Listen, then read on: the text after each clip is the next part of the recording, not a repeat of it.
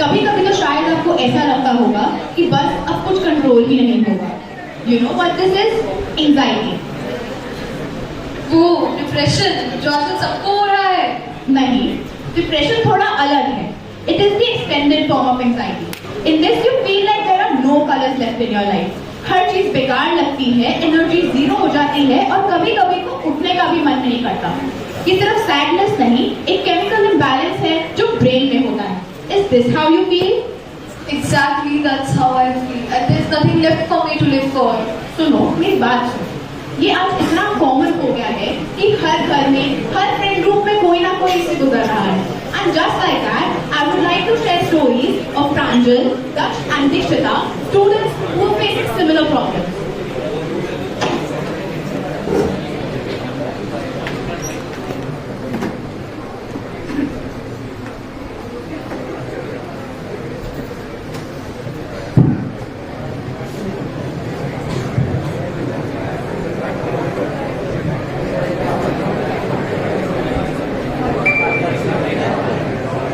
Message है यार, वही देखना।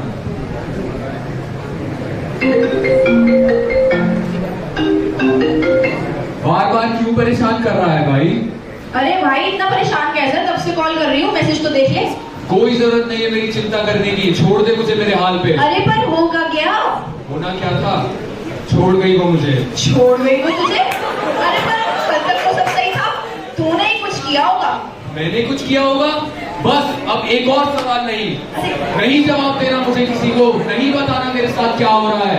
कोई कैसे समझेगा जब मैं खुद ही नहीं समझ पा रहा हूँ।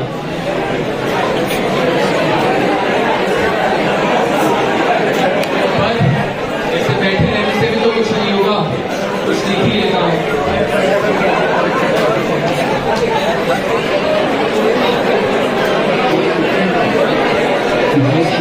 लगता है कोई मतलब ही नहीं इन सबका।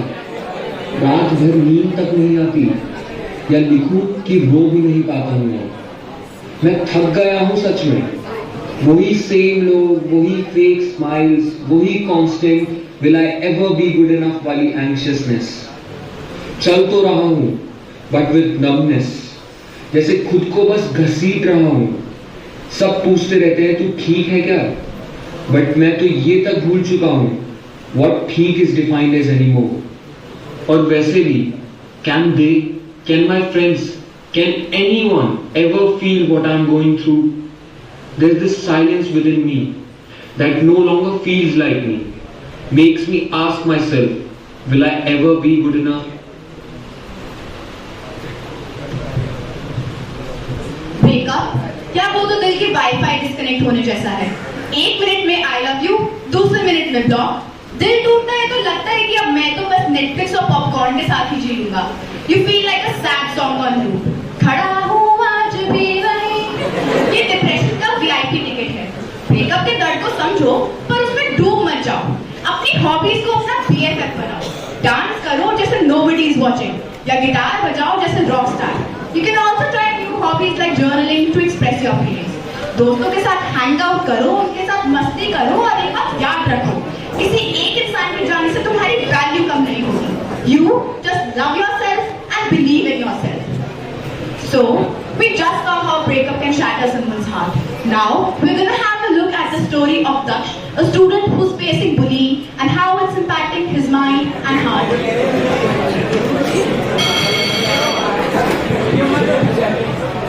Good morning, class. Please be seated, dear. Let's start today's class. So, who's going to tell me what is pressure? Ma'am, Go on, Daksh. Ma'am, pressure is force per unit area. Very good, Daksh. I knew you were going to answer. Sit down, my child. Ma'am. And you, useless creature, तुम कभी मत देना जवाब. तुम बस बैठे रहो. Anyways, class, that's it for today. Thank you. Thank you, ma'am. Thank you, child.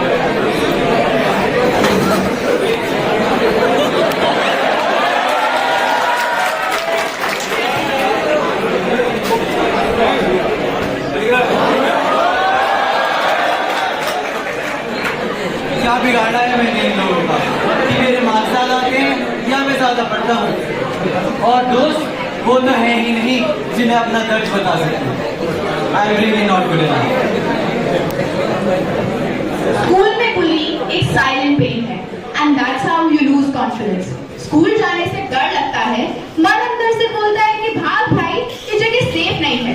You feel trapped and this gives way to depression. Bullying से डील करना मुश्किल है, लेकिन चुप मत रहो. Be the boss.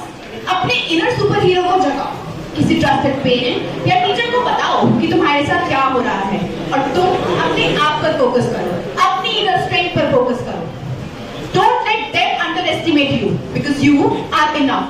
Just love yourself and believe in yourself. So, we just saw how bullying can make someone feel alone and worthless.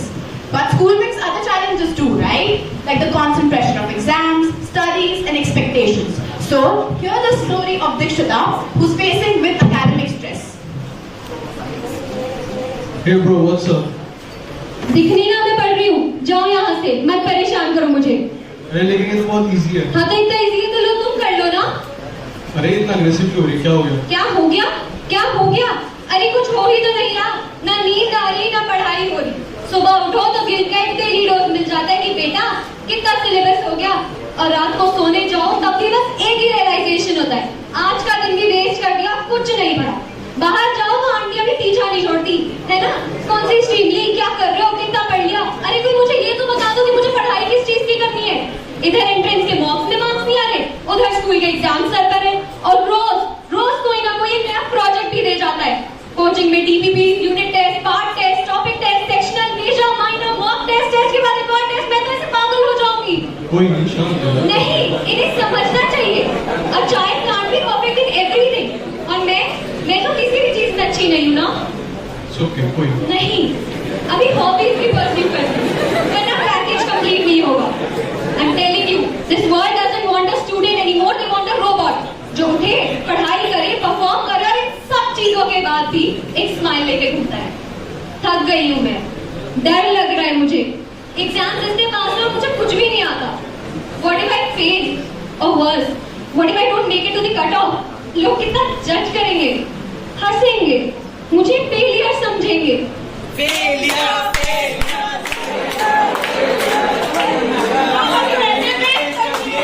चुप हो जाओ, चुप चुप चुप चुप. It feels like I'm drowning in expectations which I didn't even set for myself. I know I am a failure, both in my studies and in my life. And no matter how hard I try, I'll never be good enough. पढ़ाई का pressure, ये तो पूरे season का exam fever है. But you can tackle this smartly. Create a schedule that includes both study time and breaks. थोड़ी सी पढ़ाई, थोड़ी सी मस्ती. Because your brain also needs rest to work well. Deep breathing करो जब आपको टेंशन हो. Talk out to your parents.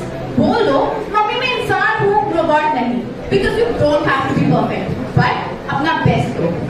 So, Aaradhya, तुमने देखा, you're not alone in this. We're all with you. Come on guys, let's cheer Aradhya.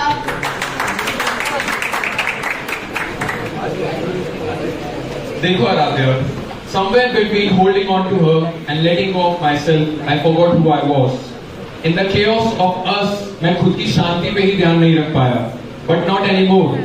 अब मैं वो इंसान नहीं जो घंटों स्क्रीन के आगे बैठा रहता है, एक सीन को रिप्लाई में बदलते देखने के लिए, आंखों में आंसू लिए और दिल में होप लिए. No more of that. मुझे किसी और पर इमोशनली डिपेंडेंट होने की जरूरत नहीं है. Every step I take now, every decision I make, it grows me and builds me into a better human and reminds me, this isn't my comeback. This is the real me, and I know I am good enough. Aradhya, bullying is not what your worth is. It reflects their pain. You are what you make yourself and not what they make you. इसी बात से दो लाइनें याद आ गई. ज़माने के मेले में चेहरे लाखों आने वाले हैं. ज़माने के मेले में चेहरे लाखों आने वाले हैं, शाम ढलते ही लौट जाने वाले हैं. तोड़ देंगे, छोड़ देंगे, यही कहने वाले हैं. अरे जरा इन्हें दोस्त बना के तो देख, यही साथ चलने वाले हैं.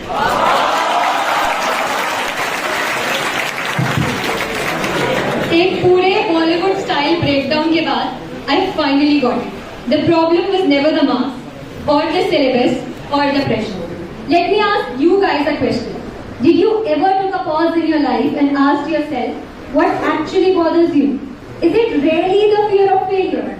Or the fear that you might not match the expectations that society established for you? The truth is, लोगों का तो काम ही है कहना, लोग तो कहेंगे ही, PCM ले ली तो रेस में भाग रहे हो, ह्यूमैनिटीज ले ली तो पढ़ने में तो मन ही नहीं है, और कॉमर्स आपका का बिजनेस जिंदाबाद. I pity them. We don't know what rank we'll get. We don't know which college we'll say yes to. But I know this one thing for sure, that we are never going to let our success define us. It will always be a journey because we are stronger than it. We are good enough.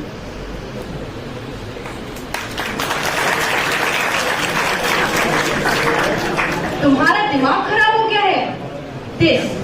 This is what I said. But now I ask myself, had I lost mine? तो मुझे भी तो बता सकती थी. I shouted at her. पर क्या मैं उसके लिए खड़ी थी जब उसे मेरी सबसे ज्यादा जरूरत थी? I thought I was my child's shelter, but I never saw the storm in her eyes. They say कि mama knows best, but I never noticed her drowning. वो अकेली थी, अपने ही घर में, अपने ही लोगों के बीच. पर अब नहीं. Now I understand that there is no shame in seeking help. And from today, if she needs a therapist, she gets one. If she needs space, I step back. And if she speaks, I listen. Because I am not her prison. I am her safe place. Her mother, her home.